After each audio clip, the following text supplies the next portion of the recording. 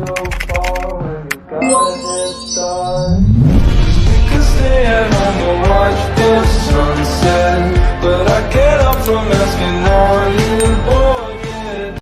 Assalamualaikum warahmatullahi wabarakatuh. Perkenalkan, nama saya Irma Alawiyah. Saya dari Pendidikan Bahasa dan Sastra Indonesia semester 3 kelas A.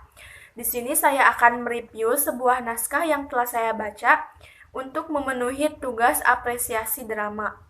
Naskah drama Cermin ini merupakan salah satu naskah drama yang dibuat oleh Nano Riantiarno. Nano Riantiarno ini pendiri dari Sanggar Sastra Teater Koma. Beliau adalah seorang penulis drama dan sandiwara. Tokoh dalam naskah drama ini hanya ada satu tokoh saja, yaitu tokoh laki-laki yang berusia 35 tahun. Dan tokoh laki-laki ini tuh tidak disebutkan namanya, cuman disebutkan sebagai tokoh laki-laki saja. Tokoh laki-laki ini selain berperan menjadi dirinya sendiri, ia juga memerankan orang yang dulu pernah ada dalam masa lalunya. Seperti menirukan bagaimana ucapan dan tingkah laku istrinya, dan ucapan ibu-ibu yang menyuruh anak-anaknya untuk tidak dekat-dekat dengannya, takut akan menjadi korban pembunuhan selanjutnya. Konflik dalam drama ini menurut saya adalah unik. Karena tokoh dalam drama ini yaitu tokoh laki-laki yang berdialog dengan cermin yang memantulkan gambarnya sendiri. Laki-laki dalam drama ini adalah tokoh yang mengalami konflik. Konflik dalam naskah drama ini mempunyai korelasi dengan permasalahannya yang dialami oleh tokoh laki-laki di masa lalunya. Berawal dari sinilah saya tuh tertarik gitu untuk membaca naskah drama ini lebih dalam lagi. Naskah ini dimulai dengan adegan panggung yang gelap dan tokoh laki-laki ini tuh berteriak-teriak agar ada yang memberinya cahaya. Saat lampunya dinyalakan, ada sosok yang sama dengan laki-laki ini. Sosok itu berada di hadapannya tokoh laki-laki itu, tetapi itu tuh sebenarnya adalah cermin yang memantulkan gambar dari laki-laki itu sendiri. Tokoh laki-laki itu senang karena ia tidak sendirian dan mempunyai teman. Laki-laki itu lalu menceritakan tentang Suni, yaitu istrinya sendiri, kepada tokoh laki-laki yang ada di hadapannya. Sebelum tokoh laki-laki menceritakan kisahnya pada sosok laki-laki yang ada di hadapannya, ia membuat kesepakatan bahwa setelah ia cerita, sosok laki-laki yang ada di hadapannya itu harus cerita juga mengenai rahasia-rahasianya. Tokoh laki-laki itu lalu menceritakan kisahnya lebih dahulu. Ia memulainya dari penyesalan atas perbuatannya terhadap istri dan anak-anaknya. Tokoh laki-laki dalam naskah ini mengatakan bahwa Suni atau istrinya itu adalah seorang perempuan bekas pelacur. Mereka mempunyai perjanjian saat menikah dahulu. Tokoh laki-laki juga merelakan istrinya bekerja kembali menjadi pelacur, tetapi ia juga mengatakan pada Suni agar tidak melakukannya dengan cinta dan hati. Suni hanya boleh mencintai tokoh laki-laki itu saja.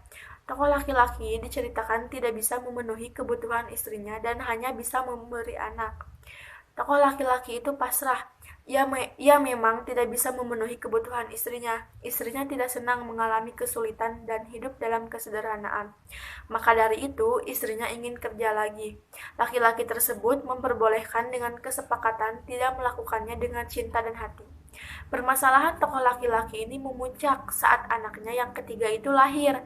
Tokoh laki-laki ini tuh mengamati gitu bahwa anaknya yang ketiga itu tidak mirip secara fisik dan tidak ada kemiripan dengannya. Kulitnya hitam pekat dengan mata yang bulat dan rambut yang keriting.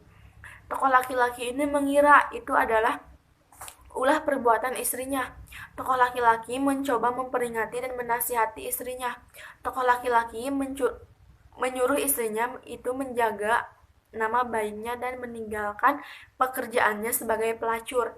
Tokoh laki-laki ini juga mengatakan kepada istrinya tersebut, jika memang ia mau bekerja, maka bekerja dengan baik. Akan tetapi, istri tokoh laki-laki tersebut semakin beringas dengan ulahnya. Sudi tidak menyetujui ucapan suaminya itu. Ia malah mengatakan bahwa sudah dibayar dengan baik oleh laki-laki yang dilayaninya. Tokoh laki-laki sudah tidak bisa membendung kemarahannya terhadap ulah istrinya itu. Amarahnya membuat ia melakukan hal yang di luar pikirannya. Ia membunuh siapapun laki-laki yang menemani istrinya, dan ia juga membakar rumahnya sendiri yang di dalamnya tuh masih ada ketiga anaknya. Akhirnya anaknya terluka dan istrinya tuh entah pergi kemana. Semua orang menghindari tokoh laki-laki itu karena Ia adalah seorang pembunuh. Tokoh laki-laki akhirnya dipenjara dan akan mengalami hukuman mati. Laki-laki selesai bercerita, selanjutnya adalah giliran sosok yang berada di hadapannya yang bercerita. Tokoh laki-laki menunggu, akan tetapi sosok yang di hadapannya itu hanya diam. Laki-laki itu jengkel dan marah karena sosok yang di hadapannya itu hanya diam saja tanpa suara, hanya menirukan gerak-gerik dari tokoh laki-laki tersebut. Saat tokoh laki-laki bicara, sosok yang ada di hadapannya tokoh laki-laki itu juga berbicara, tetapi tidak bersuara. Tokoh laki-laki itu marah dan benci terhadap sosok yang ada di depannya. Tokoh yang menyamakan sosok itu dengan istrinya yang mengkhianati janji-janjinya. Lalu, tokoh laki-laki itu mencari pisau untuk membunuh sosok yang ada di hadapannya itu.